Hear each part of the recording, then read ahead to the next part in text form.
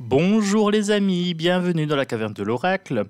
Alors aujourd'hui, petit tirage, je ne sais pas de quoi ça parle, je prends le tarot, je vois l'énergie qui débute un petit peu ce tirage, et je trouverai le titre de vidéo après, dans la foulée, tout simplement.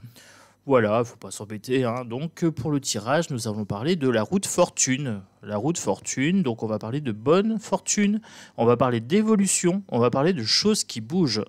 Donc cycle à traverser, rien ne stagne, tout bouge, action qui évolue. Voilà, avec le 10, hein, donc le tarot, le 10, on arrive sur quelque chose qui se termine. 1 et 0, ça fait 1, et sur quelque chose qui commence. Donc nous avons bien quelque chose qui commence et qui se termine pour la roue de fortune. Donc nous allons parler de cycle. Je vais la garder là, tiens. Ensuite, j'attaque avec les portes de l'intuition. Alors, nous allons parler de bonne fortune, de mauvaise fortune. Ça dépend si on est en haut de la roue ou en bas de la roue, tout simplement. Alors, qu'est-ce que je peux vous dire sur la bonne fortune ou la mauvaise fortune? Allez, la roue de fortune. J'ai bien envie de prendre ces deux-là. Le positionnement. Sachez accepter le choix de l'autre et osez vous aussi vous positionner. Donc là, votre fortune ou votre infortune correspond à vos choix. Acceptez que l'autre ne soit pas d'accord avec vous. Vous n'êtes pas obligé d'être d'accord avec lui, mais vous pouvez accepter que son point de vue soit différent du vôtre, tout simplement. Positionnez-vous, vous attirez ce que vous vibrez. Je pensais en prendre 2, au final j'en ai eu 3. Donc grâce à l'énergie du lâcher-prise, vous entrez en résonance avec ce qui se prépare pour vous pardon, dans l'invisible. Donc grâce à l'énergie du lâcher-prise, vous entrez en résonance avec ce qui se prépare pour vous dans l'invisible. Les mains ouvertes. Donc tendez la main, demandez à l'univers, osez vous positionner. Donc encore une fois, on attire ce que l'on vibre. Hein, vous entrez en résonance avec ce qui se prépare pour vous dans l'invisible. Vous avez des capacités, vous avez un potentiel. Il suffit de tendre la main, de prendre position, de demander, d'oser demander les aides. Quoi que vous entrepreniez, des aides invisibles vous soutiennent. Donc vous êtes soutenu dans vos entreprises. N'hésitez pas à tenter votre chance. La roue de fortune sourit aux audacieux. Tout simplement.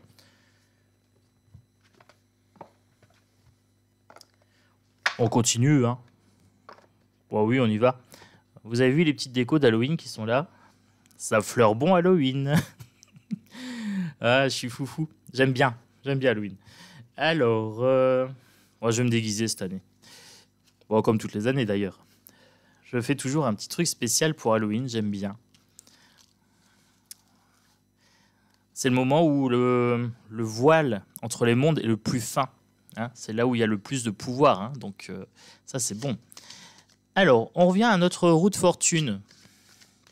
Donc, je vous ai dit de vous positionner. Hein, je vous ai conseillé, je vous ai invité à vous positionner, à tendre les mains, à demander à l'invisible quelque chose pour vous et d'accepter que vous êtes aidé, hein, que l'invisible vous soutienne. Le mensonge. Arrêtez de vous mentir à vous-même. Tout ce qui est croyance limitante, débarrassez-vous-en. Sinon, ça vous tire en bas de la roue de fortune. Tu n'arriveras à concrétiser peut-être... Alors, tu n'arriveras pas à concrétiser peut-être qu'il est nécessaire de modifier certaines choses. Oh, j'ai du mal à lire. Je la relis. Tu n'arriveras pas à concrétiser. Peut-être qu'il est nécessaire de modifier certaines choses. C'est mieux comme ça. Ah, je suis chamboulé. Donc, tu n'arriveras pas à concrétiser. Donc, des fois, oui, il y a infortune. Des fois, on est en bas de la roue. Peut-être qu'il est nécessaire de modifier certaines choses, certaines vibrations, certaines attentes, hein, de demander de l'aide, d'avoir certains comportements différents pour remonter la piste. Voilà, tout simplement. Pour être en haut du cycle.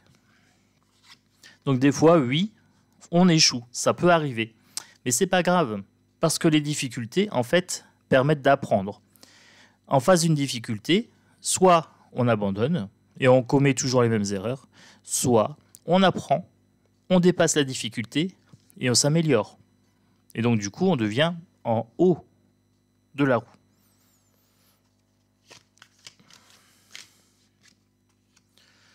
Je t'aime. Voilà. L'amour de soi, l'estime de soi-même. Osez vous dire à vous-même que vous vous aimez. Ça permet, une bonne estime de soi, ça permet d'être en haut de la roue. Et même quand on est en bas, avec une bonne estime de soi, on arrive à atténuer les coups du sort. C'est ce qu'on est en train de me dire ici. Voilà. Donc là, c'est l'oracle d'Annabella que j'utilise. Oh, j'en ai pris beaucoup.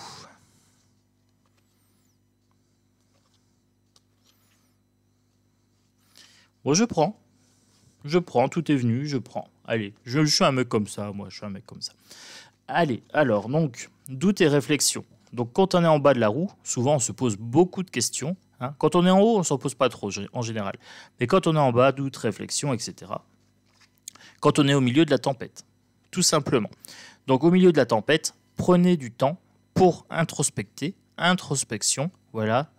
Vous vous posez, vous méditez, vous prenez une position d'attente, vous vous mettez un petit peu en retrait, vous analysez les choses.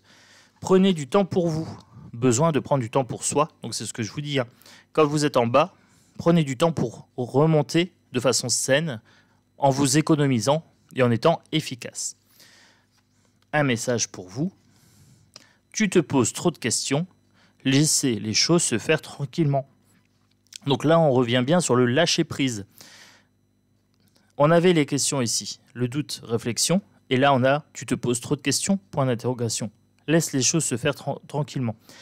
Arrêtez de vous poser trop de questions, d'avoir des angoisses. Les angoisses ne servent à rien, elles n'entretiennent que la négativité, elles ne permettent pas de résoudre le problème. S'inquiéter, c'est souffrir deux fois. C'est ce que je dis toujours. Donc, on ne s'inquiète pas, on lâche prise, on fait confiance à l'invisible, on ose demander, on prend du temps pour soi, on travaille l'estime de soi-même, on arrête de se mentir en disant « c'est un tel qui est responsable de ma vie, c'est la société qui est responsable de ma vie ». Non, la responsabilité est chez vous. Une fois que vous allez embrasser cette responsabilité, ce pouvoir personnel, votre vie va se transformer, tout simplement. Voilà, donc je vais conclure ce message, cette guidance sur ça. Moi, je vous fais des gros bisous. Abonnez-vous, partagez, likez. Voilà, n'hésitez pas à laisser des commentaires. Moi, ça me fait toujours plaisir de vous lire. Allez, ciao, ciao, à plus.